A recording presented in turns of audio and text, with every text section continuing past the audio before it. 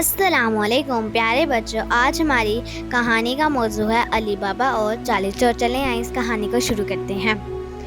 کا ذکر ہے، علی بابا نام کا ایک لکڑہارا تھا۔ وہ جنگل میں لکڑیاں کاٹنے جاتا تھا۔ ان لکڑیوں کو بیچ کر وہ اپنا گھر چلاتا تھا۔ ایک دن وہ لکڑیاں کاٹنے جنگل گیا۔ اس نے کچھ شور سنا۔ اس نے دیکھا کچھ گھوڑے آ رہے تھے۔ وہ فوراً درخت کے اوپر چڑھ گیا۔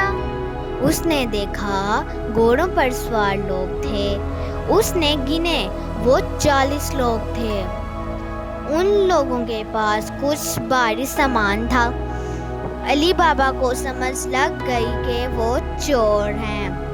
ان کا مالک ایک پتھر کی طرف گیا اور بولا، کھل جا سم سم۔ وہ پتھر سامنے سے ہٹ گیا تو پیچھے ایک غار تھا۔ سب چور ایک ایک کر کے اندر گئے۔ اپنے بھاری سامان کے ساتھ آخری چور کے جاتے ہی پتھر اپنی جگہ واپس آ گیا۔ علی بابا کو یقین نہیں ہوا۔ وہ ادھر ہی بیٹھا رہا۔ پتھر دوبارہ سے کھلا، غار کا دروازہ کھلا، سارے چور باہر آئے۔ ان کا مالک بولا، بند ہو جا سم سم۔ چور گھوڑوں پر سوار ہوئے اور چلے گئے۔ علی بابا نیچے اترا اور پتھر کے پاس جا کر وہی بولا، کھل جا سم سم۔ غار کا دروازہ کھلا۔ وہ اندر گیا اور دیکھ کر حیران رہ گیا۔ سونے کے سکے، ہیرے اور خزانے، وہ بہت سارا مال تھا۔ علی بابا نے بہت سارا سامان اٹھایا اور چلا گیا۔ اس نے گھر جا کر اپنی بیوی کو بتایا۔ وہ بھی حیران ہو گئی۔ علی بابا نے اپنی بیوی سے کہا کہ اس خزانے کے بارے میں کسی کو بھی مت بتانا۔ علی بابا کی بیوی علی بابا کے بھائی قاسم سے ناپنے کا برتن لینے گئی۔ علی بابا کا بھائی بہت امیر تھا لیکن وہ لالچی بھی تھا۔ اس نے برتن کے نیچے شہد لگا دیا۔ دونوں نے سکے ناپے اور پھر سارے سکے زمین میں گڑھا کھود کر چھپا دیے۔ علی بابا کی بیوی اس کے بھائی کو برتن واپس کرنے گئی۔ قاسم نے دیکھا برتن کے نیچے سکے چپکا ہوا تھا۔ قاسم کی نیند اڑ گئی۔ وہ علی بابا کے پاس گیا اور پوچھا، کہاں سے آیا یہ سکہ؟ علی بابا نے قاسم کو سب بتا دیا۔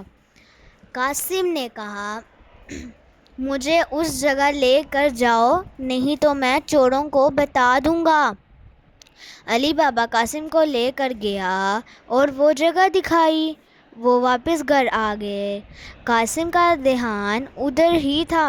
وہ ایک دن اپنے 2 گھوڑے لے کر گیا اور جا کر بولا، کھل جا سم سم۔ غار کا دروازہ کھل گیا۔ وہ اندر جا کر حیران ہو گیا۔ اتنا سونا دیکھ کر اس نے اپنے گھوڑے سونے سے بھر لیا۔ جب وہ نکلنے لگا تو غار کا منہ بند تھا اور وہ بھول گیا تھا کہ کیا الفاظ بولنے تھے۔ اس نے بہت کوشش کی لیکن غار کا منہ نہ کھلا۔ وہ گھبرا گیا۔ تھوڑی دیر میں چور آ گئے۔ چوروں نے قاسم کو پکڑ لیا اور اسے سزا دی۔ رات کافی ہو گئی تو قاسم کی بیوی علی بابا کے پاس گئی۔ اس نے علی بابا سے مدد مانگی۔ علی بابا غار کے پاس گیا تو وہاں قاسم کے گھوڑے کھڑے تھے۔ وہ سمجھ گیا کہ قاسم کو چوروں نے پکڑ لیا ہے۔ وقت گزرتا گیا۔ علی بابا امیر ہو گیا۔ ایک دن چوروں کے مالک نے دیکھا کہ دن بدن سونا ختم ہو رہا ہے۔ اس نے ایک آدمی کو کہا، جاؤ بازار میں جاؤ اور علی بابا پر نظر رکھو۔ اس نے علی بابا کو بتایا۔ چوروں کا مالک حلیہ بدل کر علی بابا کے گھر پہنچا اور کہا کہ میں تیل بیچنے والا ہوں، آپ میرے سے تیل لے لو۔ علی بابا نے 40 بالٹیاں تیل کی گھر میں رکھوائیں۔ قاسم کی بیوی بالٹیوں کے پاس گئی تو اسے بولنے کی آواز آئی۔ وہ سمجھ گئی کہ ان بالٹیوں میں تیل نہیں ہے، چور چھپے ہیں۔ اس نے تیل گرم کیا اور ساری بالٹیوں میں گرم گرم تیل ڈال دیا۔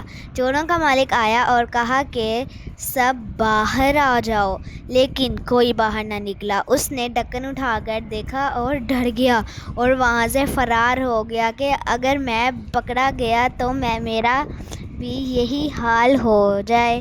اس طرح وہ چور بہت دور چلا گیا اور علی بابا اپنی فیملی کے ساتھ خوشی رہنے لگا۔ آپ ہمارے چینل کو سبسکرائب کرتے ہیں اور ہماری اس طرح کی مزیدار کہانیاں دیکھنے کے لیے آپ ہمارے چینل کو سبسکرائب کریں۔ Bye bye.